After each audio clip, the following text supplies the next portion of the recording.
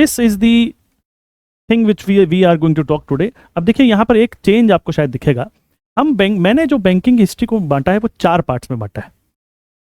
Before 1947 यानी कि 1947 से पहले बैंकिंग क्या था, 1947 से 1991 के दौरान क्या हुआ।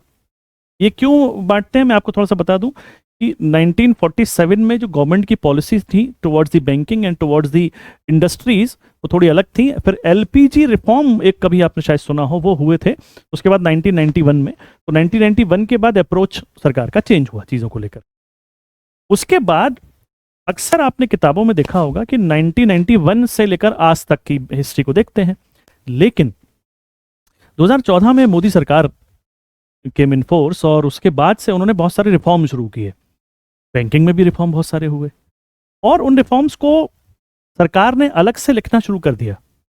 इनफैक्ट एक डॉक्यूमेंट होता है सरकार का जिसको इकोनॉमिक सर्वे कहते हैं। तो पिछले 2-3 इकोनॉमिक सर्वे से मैं देख रहा हूं, 2-3 साल से लगातार देख रहा हूं कि जब भी सरकार बात करती है किसी भी सेक्टर की तो 2014 से बाद का जो सेक्शन है ना उसको अलग से डिसाइड वो दिखाते हैं कि भाई 2014 के बाद क्या हो रहा है, ग्रोथ है, डी ग्रोथ है, what ever is the scenario. तो बैंकिंग में भी 2014 के बाद बहुत सारी चीजें हुई हैं जो आई एम श्योर आज हम डिस्कशन करने वाले हैं। उस सेक्शन को हम थोड़ा अलग रखा है, तो इसलिए फिर मैंने थर्ड सेक्शन रखा है 1991 टू 2014 और after 2014। Are you getting my point? तो इस फेजेस को इस तरह से हम तोड़ते हुए चलेंगे और सबसे पहले हम शुरुआत करते हैं पहले फेज की, बैंक्स बिफोर 1947। तो 1947 से पहले जो बैंक है वो कब से चल रही थी? तो आंसर इज यार बैंक तो बहुत पहले से चलती हैं। बैंक तो एक ऐसी ऑर्गेनाइजेशन है जो लोन देती है, पैसा उधार रखती है। ऐसी ऑर्गेनाइजेशन तो इंडिया में बहुत पुराने से चल रही है, लेकिन हम जब बैंकिंग हिस्ट्री की बात करते हैं तो मॉडर्न बैंकिंग की बात करते हैं और मॉडर्न बैंकिंग की शुरुआत हमको ईस्ट इंडिया कंपनी के आने के आसपास से मिलती है।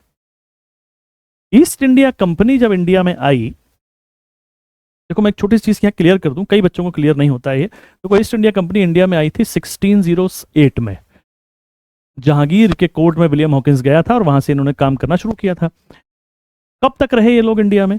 It was not 1947। 1608 से लेकर 1858 में ही ये खत्म हो चुके थे। 1858 में खत्म हो चुके थे। उसके बाद ब्रिटेन की गवर्नमेंट या मैं कहूं ब्रिटेन का जो जो जो जो जो जो क्राउन था वो इंडिया आ गया था। तो 1858 के बाद 1947 तक वो लोग का रूल रहा था। ठीक है। तो जो ईस्ट इंडिया कंपनी थी जो एक कॉरपोरेट था, गवर्नमेंट नहीं थी, इट वॉज अ कॉरपोरेट। वो जो कॉरपोरेट था वो इस इंडिया के अंदर रूल किया करता था। अब उन्होंने क्या किया, या मैं कहूं कि उनसे वो अपने जब कारोबार कर रहे थे तो इंडिया में एक बैंक खोली। उस बैंक का नाम था बैंक ऑफ हिंदुस्तान। 1770 की बात है, अलेक्जेंडर एंड कंपनी ने उस बैंक को खोला था। बैंक चली काफी सारे समय तक चली, 1829 तक बल्कि वो बैंक चली, लेकिन उसके बाद बंद हो गई। यहां अगली स्लाइड में उसका नाम भी मैं आपको दिखा देता हूं। Bank of Hindustan was the bank. यहां से मॉडर्न बैंकिंग की शुरुआत मानी जाती है। जैसे मैंने कहा अलेक्जेंडर एंड कंपनी, इन बातों को आप नोट भी करते चलिएगा थोड़ा सा। ये स्लाइड तो आपको मिल जाएंगी, फिर भी जो मैं बोलता हूं वो आप नोट जरूर करते चलिए। अलेक्जेंडर एंड कंपनी ने बैंक को शुरुआत की और 1829 में जाकर बैंक बंद हो गई। हालांकि इसके थोड़े से दिन बाद, मतलब 1770 के बाद एक और बैंक आई थी 1786 में जिसका नाम था जनरल बैंक ऑफ इंडिया। वो भी 1791 में बंद हो गई। ये बंद क्यों हो रही है बैंक? इसलिए बंद हो रही है क्योंकि देखो चेंज एक ऐसी चीज है जो ह्यूमन को पसंद नहीं आता। एक नई चीज आई थी, बैंक पे पैसा जमा करो, उधार लो, ये करो वो करो, तो लोगों को समझ नहीं आ रहा था यार ये क्या कॉन्सेप्ट चल रहा है। इतना जल्दी लोग विश्वास नहीं कर पा रहे थे, तो लोगों ने बैंक में पैसा जमा नहीं किया। और अगर आप बैंक में पैसा जमा नहीं करेंगे तो बैंक ऑटोमेटिकली बंद हो जाएगी, और यहां भी यही हुआ, बैंक बंद हो गई। अब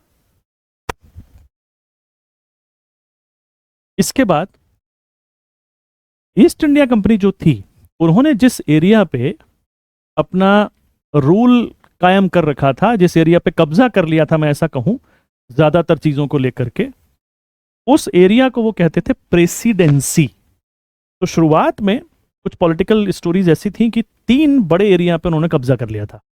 उसमें एक बड़ा एरिया था Bengal, it was Bengal, it was Bombay और इट वॉज मद्रास। बंगाल, बॉम्बे और Madras. Bengal presidency, Bombay presidency and Madras presidency, तीन प्रेसिडेंसी थी। तीनों के एक गवर्नर हुआ करते थे। तो तीनों ने कहा चलो एक काम करते हैं यार, प्रेसिडेंसी बैंक्स खोलते हैं। ये सरकारी बैंक नहीं थी। सरकारी बैंक इसलिए नहीं थी क्योंकि देखो फिर से बता दूं, अभी कंपनी आई है एक, तो वो कॉर्पोरेट एक हाउस है जिसका नाम ईस्ट इंडिया कंपनी है, वो बैंक खोल रहा है। तो प्रेसिडेंसी बैंक्स उन्होंने खोली।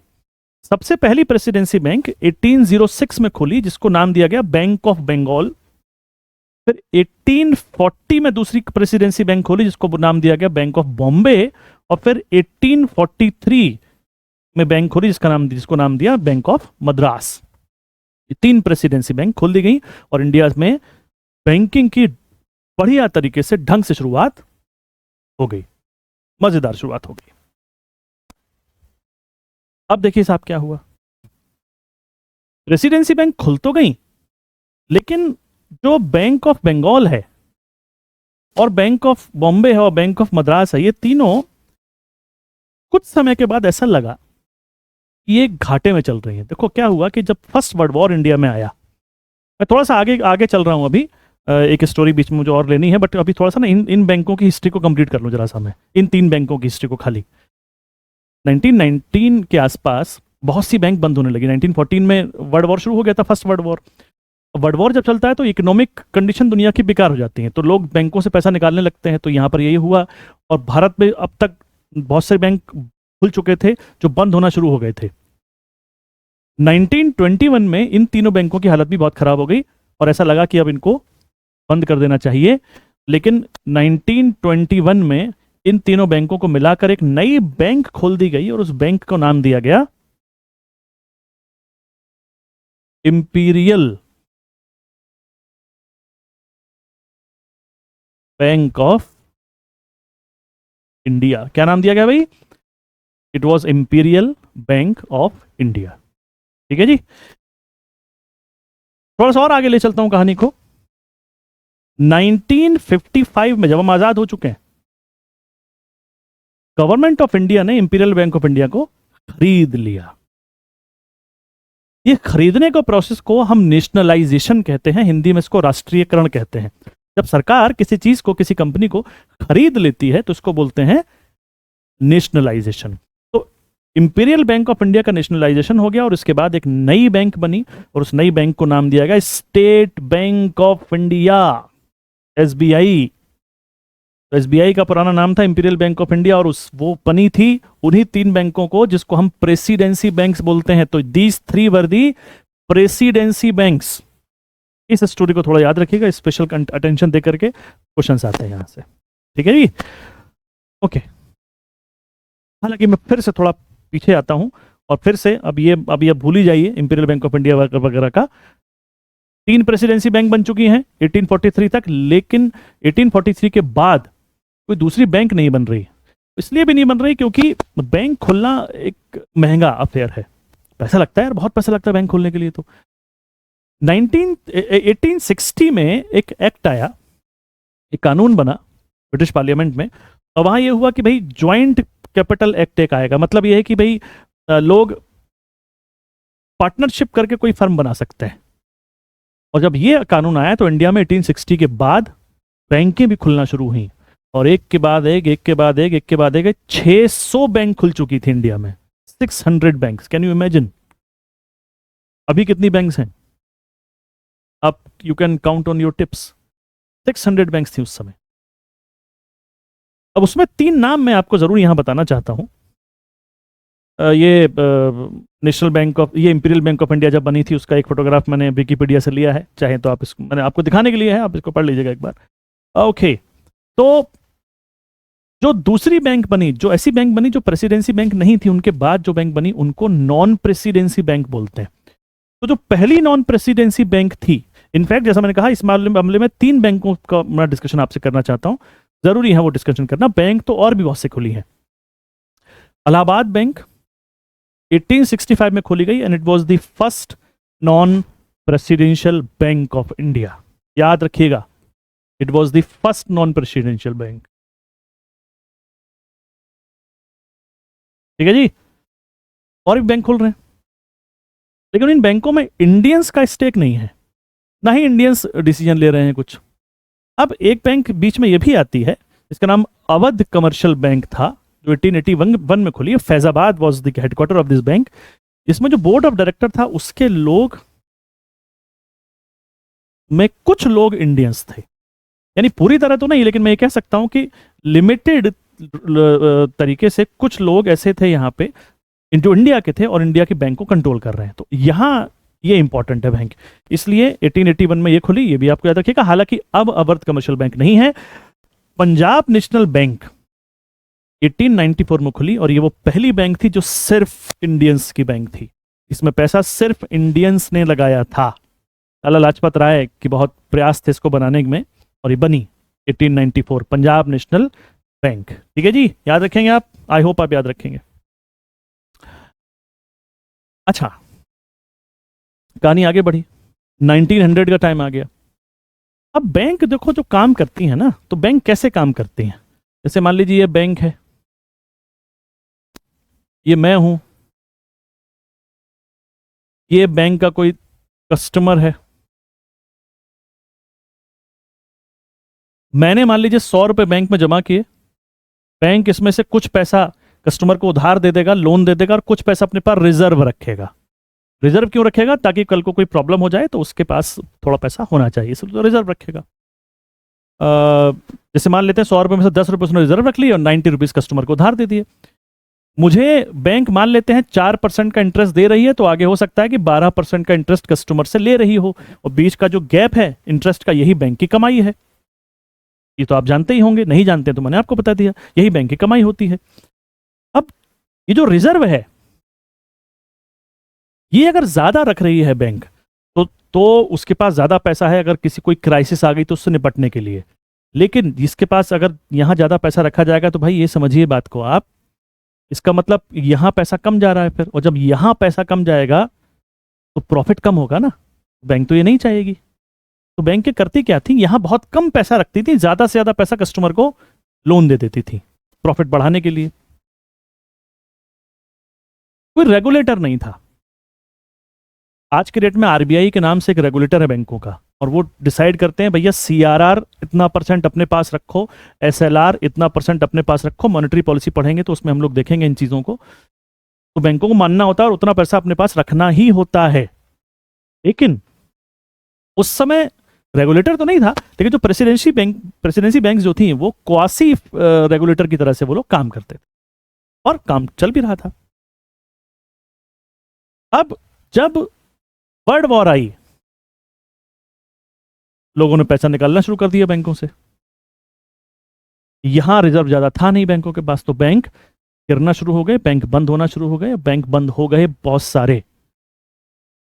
इसी के बाद 1929 में द ग्रेट डिप्रेशन शुरू हो गया। यूएसए से एक बहुत बड़ी मंदी शुरू हुई थी, बहुत बड़ा रिसेशन शुरू हुआ था, और जब रिसेशन एक पॉइंट को पार कर जाता है तो फिर डिप्रेशन कहते हैं उसको, और ये डिप्रेशन शुरू हो गया। दुनिया की इकोनॉमी का सबसे खराब समय, मॉडर्न दुनिया की इकोनॉमी का सबसे खराब समय था ये। बहुत से बैंक फिर से बंद होना शुरू हो गए। अब जो ब्रिटेन की गवर्नमेंट थी, उसने सोचा यार इतनी सारी बैंक बंद हो रहे हैं, क्यों, ऐसा क्यों होता है। उनको लोगों ने बताया, बोले सर कोई रेगुलेटरी बॉडी तो है नहीं, अपनी तरह से काम करते हैं, ठीक है प्रेसिडेंशियल बैंक्स जो हैं वो थोड़ा बहुत कंट्रोल करते हैं, बट उससे बहुत ज्यादा चीजें नहीं होती। तो इसको ध्यान में रखते हुए क्या हुआ, पहली बार बनाई गई reserve bank of India. Reserve bank of India, बोला गया भैया ये कंट्रोल करेगी बैंकों को। बड़ी ऑर्गेनाइजेशन जब बनती है ना, तो कानून बनते हैं, लॉ बनते हैं। तो ब्रिटेन की पार्लियामेंट में एक लॉ बना इसको लेकर, जिसको कि आरबीआई एक्ट 1934 कहते हैं। क्या बोलते हैं? आरबीआई एक्ट 1934, क्योंकि ये कानून 1934 में पास हुआ था, और हर लॉ को उस ईयर के नाम से याद रखा जाता है जिस ईयर में वो लॉ बनता है। आरबीआई एक्ट 1934 आपके सिलेबस में है, इसको मैं अलग से पढ़ाऊंगा आपको कि इसमें क्या क्या हुआ था। लेकिन अभी आप याद रखिएगा, आरबीआई एक्ट किस साल बना था? 1934 में। मैं फिर से आपको बता दूं, जीएसटी एक्ट हमेशा 2016 के नाम से जाना जाएगा, चाहे आज से 1000 साल बाद की बात कहें। इंडियन सिटीजनशिप एक्ट 1955 में बना था, और 1955 के नाम से ही जाना जाएगा। ऐसे ही जो आरबीआई है, उसका एक्ट जो है 1934 के नाम से ही हमेशा जाना जाएगा। लेकिन ये बनी कब? ये बनी 1935 में। The foundation of RBI had taken place on the 1st of April 1935। बातें लिखी भी है मैंने आपके लिए, आपको बता देता हूं। तो the reserve bank of India, India central bank authority, was established in April 1935। Establishment हुआ 1935 में, बट वॉज नेशनलाइज्ड। चलो अभी आगे बताऊंगा इसको मैं, अब थोड़ा सा डिस्कशन कर लेते हैं। But was nationalised on 1st of January 1949 under the terms of the reserve bank of India, transfer to public ownership act 1948। देखो 1934 का एक्ट बना, जिसको हम लोग आरबीआई एक्ट कहते हैं, ठीक है, अभी जो मैंने आपको बताया। लेकिन जब हम आजाद हुए तो उसका नेशनलाइजेशन कर दिया गया। फिर से बोल दिया मैंने, नेशनलाइजेशन मतलब सरकार ने खरीद लिया, ठीक है। नेशनलाइजेशन जब किया तो एक नया कानून बनाया 1949 में, उसको बोलते हैं reserve bank of India transfer to public ownership act 1948, ठीक है। ये अलग एक्ट है, बट फाउंडेशन का एक्ट वही 1934 ही है। बट इन चीजों को भी आप याद रखिएगा।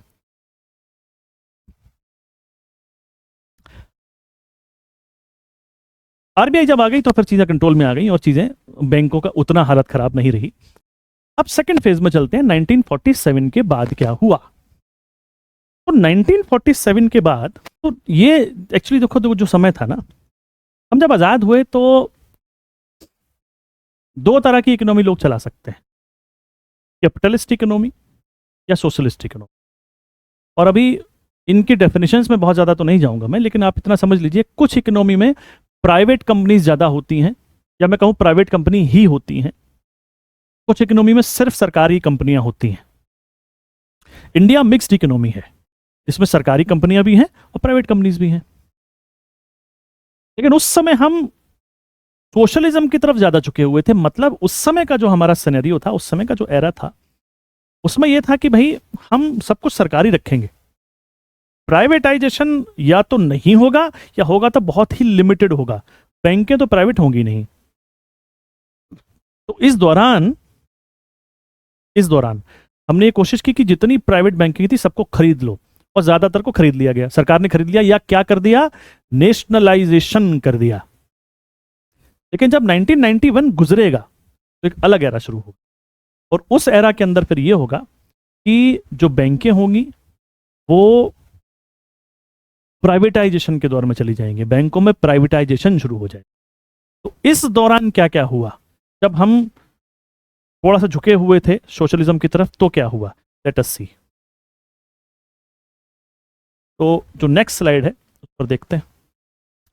तो सबसे पहले तो भाई जब हम आजाद हुए तो कुछ एक्ट आए, जैसे इन 1949 banking regulation act was enacted which empowered the Reserve Bank of India to regulate, control and inspect the banks in India।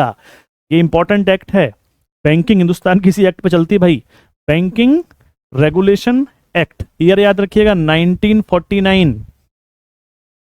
Banking regulation act 1949 आया, और इसने ये कहा कि भाई आरबीआई जो है बैंकों पर कंट्रोल करेगी, ये बैंकों को कंट्रोल करेगी, इंस्पेक्ट करेगी, मतलब उनको छानबीन करेगी जब करना होगा, और रेगुलेट करेगी जब चाहेगी तब उनको नियम कानून उनके लिए बनाएगी। The banking regulation act also provided that no new bank or branch of an existing bank could be open without the licence from the RBI and no two banks could have common directors. ये भी किया भाई साहब, ऐसा है कोई नई bank खोलनी है या कोई पुरानी बैंक को नई ब्रांच खोलनी है तो तब तक नहीं खोलेगी जब तक कि आरबीआई परमिशन नहीं देगी, आरबीआई लाइसेंस नहीं देगी। दूसरा, एक आदमी दो बैंकों का डायरेक्टर नहीं होगा। ये सब कानून बनाए गए, ये बहुत अच्छे के लिए बने थे सब कानून। फिर 1955 आ गई। क्या हुआ 1955 में, इंपीरियल बैंक ऑफ इंडिया का नेशनलाइजेशन हो गया। बताया था थोड़ी देर पहले कि मैंने अलग से स्लाइड नहीं बनाई, आप चाहें तो उसको लिख लीजिएगा अलग से अपने बुक पे, कि 1955 में इंपीरियल बैंक ऑफ इंडिया का नेशनलाइजेशन हो गया, और उसका नाम बदल के क्या कर दिया गया, स्टेट बैंक ऑफ इंडिया। और 1959 में एक एक्ट बना, state bank of India subsidiary bank act 1959, state bank of India subsidiary bank act 1959। उसमें क्या किया गया, 8 ऐसी बैंकें थी जिनको स्टेट बैंक की सब्सिडियरी बना दिया गया। ये जो बैंक है these are the subsidiary of state bank, उनके अंडर में काम करेंगी, ऐसी 8 बैंक थी। और 1960 में ये हुआ, 59 में एक्ट बना, 1960 में हुआ। इन बैंकों के नाम जो है वो आपको एक बार नोट तो करने पड़ेंगे, पता तो रखना पड़ेगा। फटाफट आपसे पढ़ देता हूं। State bank of Bikaner, state bank of Indore, state bank of Mysore, state bank of Patiala, state bank of Travancore, state bank of Hyderabad, state bank of Saurashtra and state bank of Jaipur. बाद में इन बैंकों के आपस में मर्जर हो गए, तो 6 से पहले 8 थी, पहले फिर 7 रह गई, फिर 6 रह गई। अल्टीमेटली इन द ईयर 2017 का ईयर जो आप देख रहे हैं, इसमें ये सारी बैंकें स्टेट बैंक ऑफ इंडिया में मर्ज कर दी गई। 2017 से पहले इन बैंकों का अलग अलग इंडिपेंडेंट आइडेंटिटी हुआ करती थी, but they were considered as the subsidiary of state bank of India. अब ये हुआ कि नहीं भाई, आप अलग हैं, आप अलग नहीं हैं, आप हम में ही हैं, तो सब मिला दिए गए। 2017 में सब बैंकें मिला दी गई। और उससे कुछ समय पहले एक इंडिया में एक और बैंक खुली थी, भारतीय महिला बैंक खुली थी। फॉर सम रीजन उस महिला बैंक को भी, भारतीय महिला बैंक को भी एसबीआई में मर्ज कर दिया गया। कब मर्ज कर दिया गया? 2017। ठीक है, ये मर्जर की अभी थोड़ी देर में कुछ और बातें भी हम लोग करेंगे, क्यों मर्जर हुआ वो भी बात करेंगे। ओके, फिर क्या हुआ, कहानी और आगे बढ़ाते हैं। 1960 तक पहुंच गए हम लोग। 55 में स्टेट बैंक ऑफ इंडिया बनी, उसकी सब्सिडियरी बैंक बना दी गई 1959 में, और 60 में उसको एग्जीक्यूट कर दिया गया। 1969 में the government of India had nationalise 14 major bank, private bank. Jawaharlal Nehru socialism की तरफ झुके हुए थे, इंदिरा गांधी भी सोशलिज्म की तरफ झुकी हुई थी। ठीक है जी, लेकिन बहुत सारे लोग अपोजिशन कर रहे थे इंदिरा गांधी का जब उन्होंने ये डिसीजन लिया। उन्होंने कहा कि भाई ऐसा है, हम 14 बड़े बैंक्स इंडिया को उनको नेशनलाइज कर देंगे, मतलब उनकी उनकी उनकी उनकी जो सारी पावर है वो सरकार अपने हाथ में ले लेगी। नेशनलाइज कर देंगे मतलब खरीद लेंगे। कुछ लोगों का यह कहना था कि अगर ऐसा होगा तो सरकार बैंकों को अपने हिसाब से चलाएगी, अपने मन चाहे लोगों को लोन देगी, अपने हिसाब से मैनिपुलेशन करेगी। पता नहीं वो लोग सही थे कि नहीं थे, लेकिन इंदिरा गांधी ने उनकी नहीं सुनी और अपना डिसीजन लिया। और मुझे पर्सनली ये लगता है कि वो डिसीजन सही था। वो डिसीजन उस समय के सिनेरियो के हिसाब से सही था और सही साबित हुआ। उससे इंडिया की इकोनॉमी में बूस्ट आया। तो 14 बैंक जो हैं वो 1969 में नेशनलाइज कर दिए और 1980 में 6 बैंक नेशनलाइज कर दिए। 80 में 6 बैंक नेशनलाइज किए और 69 में 14 बैंक। कितने टोटल बैंक नेशनलाइज किए? 20। उन 20 बैंक्स की लिस्ट है पूरी मेरे पास, आपको याद करना पड़ेगा। ठीक है, मैं पढ़ देता हूं आपके लिए। फर्स्ट फेज में 1969 में जो बैंक नेशनलाइज हुए, Allahabad bank, bank of Baroda, bank of India, bank of Maharashtra, bank of India, bank of central bank of India, Canara bank, Dena bank, Indian bank, Indian overseas bank, Punjab national bank, syndicate bank, UCO bank, union bank of India, united bank of India. कितने हो गए sir? 14। और 1980 में कितने bank हुए? 6 bank यहां nationalise हुए। Punjab and Sindh bank, Vijaya bank, oriental bank of commerce, corporation bank, Andhra bank and new bank of India. New bank of India बाद में ही, हालांकि पंजाब नेशनल बैंक के अंदर उसका मर्जर हो गया था। तो ये बैंक नेशनलाइज हुए। बड़ा सॉरी, बड़ा इवेंट था इंडियन इकोनॉमी में, एक बहुत बड़ा इवेंट था। अब क्या हुआ? नेशनलाइजेशन हो गया। नेशनलाइजेशन का फेज देखिए, आजाद हुए 47 में, 49 में आरबीआई का नेशनलाइजेशन, 55 में एसबीआई का नेशनलाइजेशन, 69 में एसबीआई के साथ 8 और बैंकों को जोड़कर उनका नेशनलाइजेशन कर दिया गया। उसके बाद 1969 में 14 बैंक का नेशनलाइजेशन, 1980 में 6 बैंकों का नेशनलाइजेशन। नेशनलाइजेशन का फेज चल रहा है, लेकिन अब आएगा अलग दौर। और अब दौर कौन सा आएगा?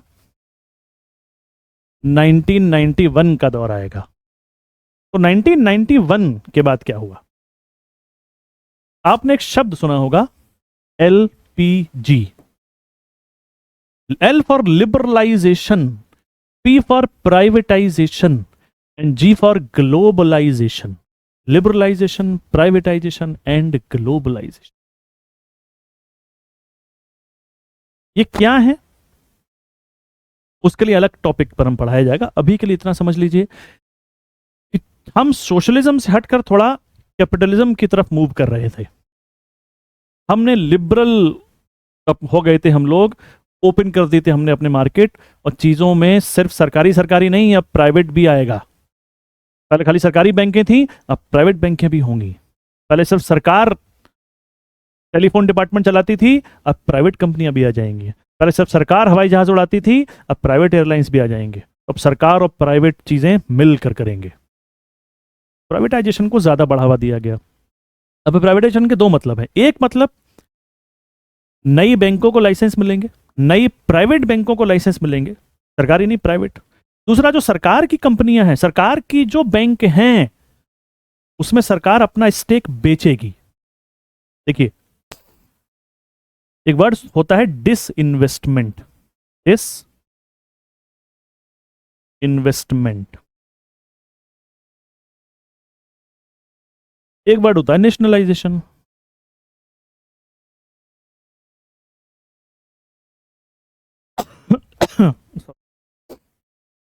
गला गड़बड़ हुआ अभी अभी पढ़ाते पढ़ाते.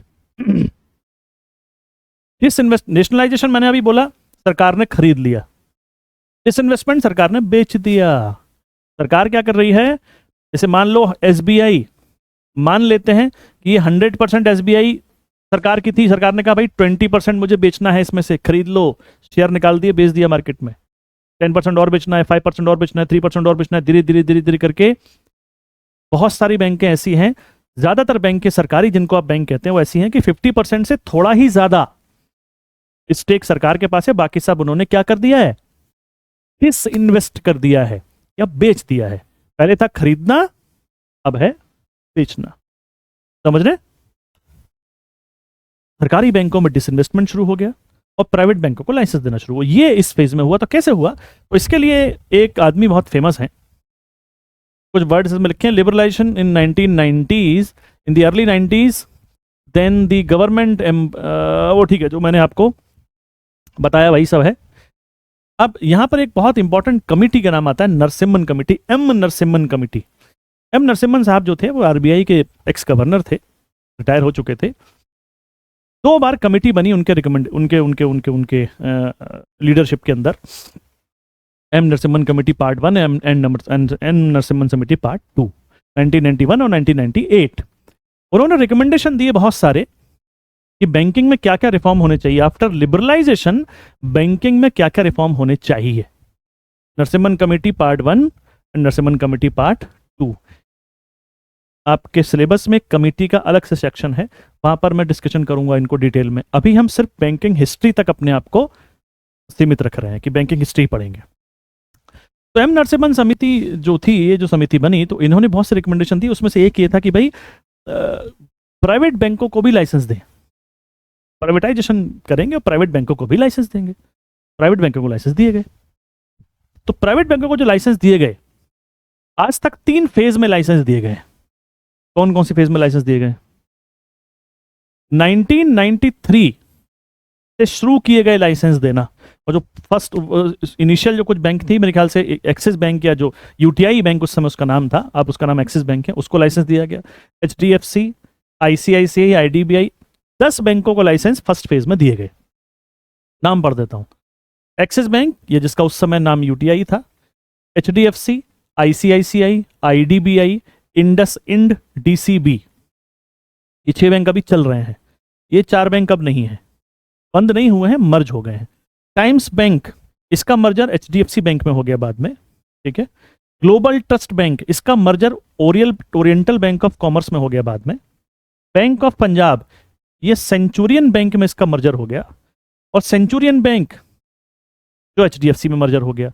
मतलब ये बैंक ऑफ पंजाब भी सेंचुरियन बैंक में आ गई थी और सेंचुरियन बैंक एचडीएफसी में आ गई. यानी कि ये वाली बैंक, ये वाली बैंक और ये वाली बैंक, ये 3 बैंक एचडीएफसी में चली गई और बाकी bank of Punjab Centurion bank में चली गई. मर्जर हो गया. तो 6 बैंक, इसमें से 6 बैंक अभी भी हैं, बाकी मर्ज हो गई. सेकेंड फेज में 2 और बैंकों को लाइसेंस दिए गए, और वो लाइसेंस दिए गए 2004 में, एक यस बैंक और एक कोटक महिंद्रा बैंक। ठीक है, उसके बाद एक और कमिटी बनी, और फिर उसके बाद 2015 में जाकर के 2 और नई बैंकों को लाइसेंस दिए गए, आईडीएफसी और बंधन बैंक।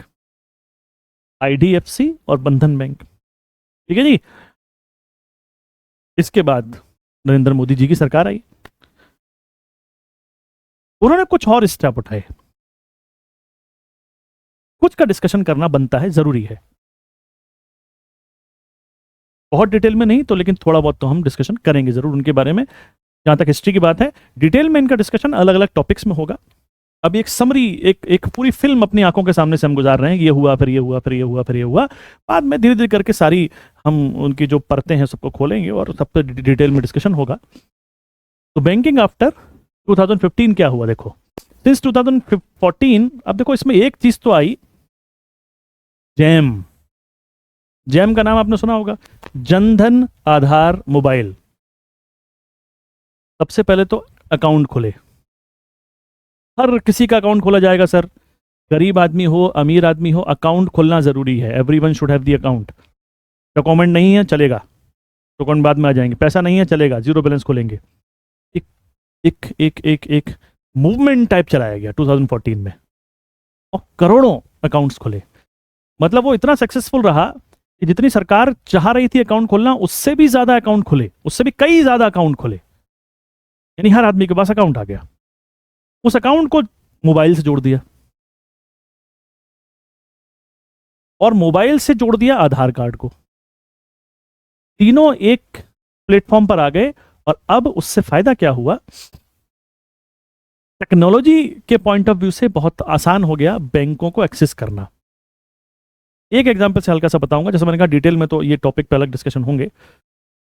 मैं कई दिन से बैंक नहीं गया, मुझे लगता है मैं शायद पिछले 6 महीने से बैंक गया ही नहीं हूं, जबकि पहले ऐसा कोई महीना जाता ही नहीं था जब 3-4 बार महीने में बैंक ना जाना पड़े। आपको जाना ही पड़ता था किसी ना किसी काम से। Everything is there in your mobile. मतलब बीच में मेरा घर भी चेंज हो गया, मैंने एड्रेस भी चेंज कर लिया, वो भी मोबाइल से हो गया। बहुत बढ़िया चीज है ये तो, हर चीज मोबाइल से हो जाती है। ट्रांसफर करना, ये करना, वो करना, कोई खास बड़ी बात हो तो बैंक जाना पड़ता है, बट जैसे मैंने कहा ना 6 महीने से गया नहीं हूँ, और मुझे लगता भी नहीं कि अभी आने वाले 2-3 महीने मुझे जाने की कोई जरूरत है, कुछ खास काम आ जाएंगे तो बैंकों में जाना खत्म हो गया। पहले बैंकिंग होती थी Monday to Friday 10 AM to 5 PM maximum, अब 24/7 होती है।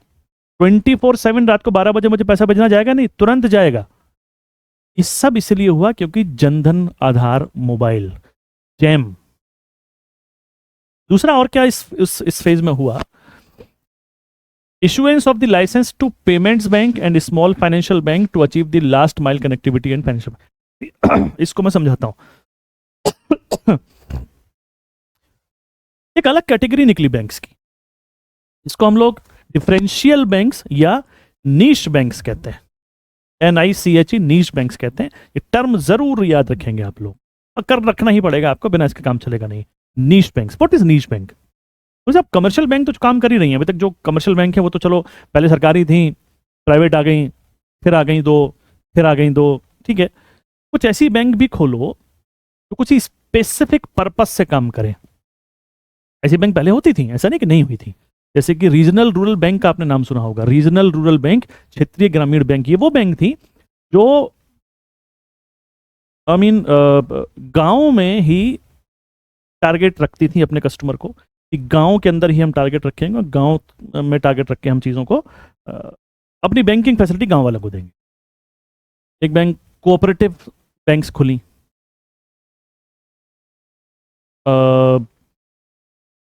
कुछ हद तक नाबार्ड भी उस तरह की बैंक आप मान सकते हैं। बट यहां पर एक अलग सेगमेंट में नीश बैंक गई।